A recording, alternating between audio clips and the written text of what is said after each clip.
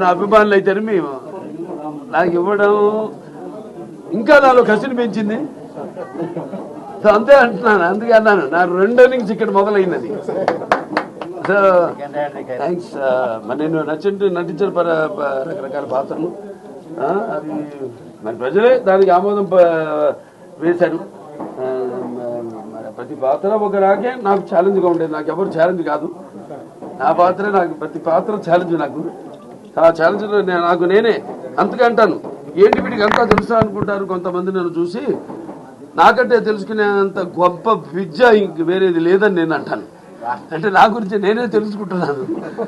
So ఎప్పుడు మనిషి ఒక దాంతో ఒక స్థాయితో తృప్తి పడటం కాదు, ఆ పైన ఇంకా ఇస్తున్నారు అవకాశం.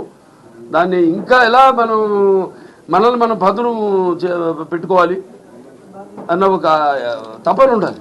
ఆ తపనే నన్ను నడిపిస్తుంది. అదే పుణ్య దంపతుల అమ్మగారు నాన్నగారు ఆశీస్సులు, ఆ కళమ్మ తల్లి ఆశీస్సులు, ప్రేక్షక దేవుల ప్రోత్సాహం. తప్పకుండా అండి, వస్తుంది కూడా.